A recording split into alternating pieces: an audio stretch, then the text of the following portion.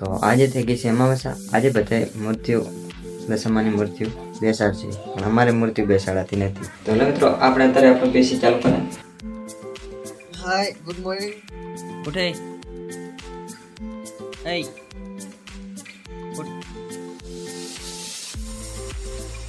ઉઠવાનું કહું, હું રહેવાનું નહીં કહેતો. અને ઉઠતા કાઠેરું હે ઉઠતા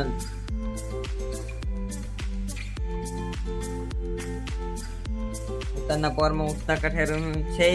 જુઓ ખાલી વાગે છે એટલે જોઈ લો. 4:40 થઈ તો કે નથી ઉઠે. તો મિત્રો આજના નવા વિડીયોમાં તમારા બધાનું સ્વાગત છે. તો કેમ છો બધા? આયો બધા મજામાં જશો. તો આજે થઈ ગઈ છે અમાવસ્યા, અને અમાવસ્યા એટલે દશામાના વ્રત ચાલુ થઈ ગયા છે.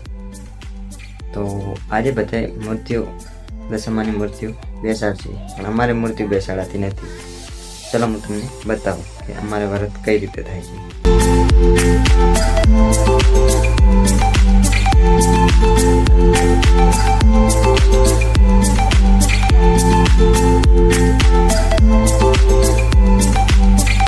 તો મિત્રો આપણે અત્યારે આપણું પેશી ચાલુ કરે. ગીત વગાડા થોડું 2 મિનિટ.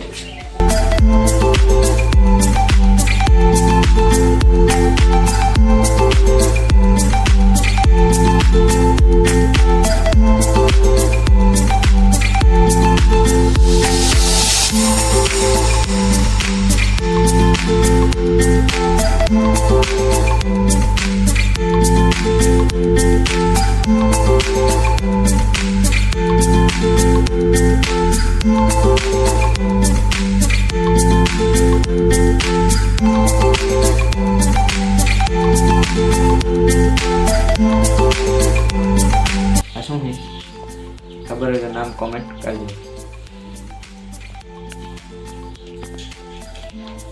જોઈ લો તમે, થોડીક સફાઈ કરવાની હતી તો થઈ ગઈ છે.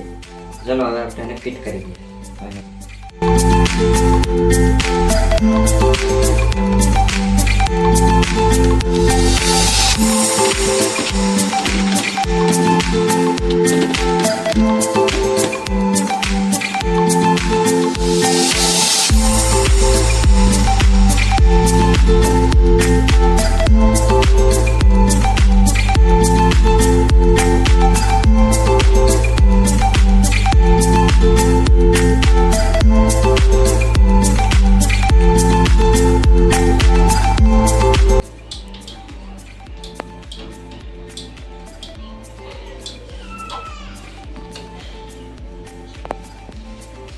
નહીં ખાસ.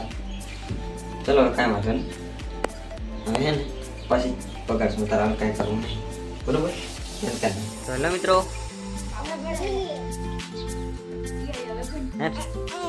અને જો જો અમાર બબુ. એ બબુ આમ તા કાક બોલ. ખબર કર જીજી કરી આવો, જીજી કરી આવો. જા જીજી કરી આ. સંજય જીજી કરવા જાય રો. ચલો ચલે બબુ, ચાલ જલ્દી ચાલ. જય દશામાં.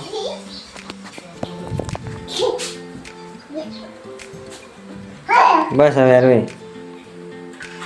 જય માતાજી. તો તમે અહીંયા પણ જોઈ શકો છો કે દશામાનો ફોટો રાખવામાં આવે છે મમ્મીમાંનો. અહીંયા પણ મૂર્તિ નથી. તો મૂર્તિ ના રાખવા પાછળનું કારણ એ જ છે કે અમારે મમ્મીમાં છે, એટલા માટે અમે મમ્મીમાંની ડાયરેક્ટ પૂજા કરે છે. એવી રીતના વ્રત કરીએ છીએ, ડાયરેક્ટ નથી કરતા.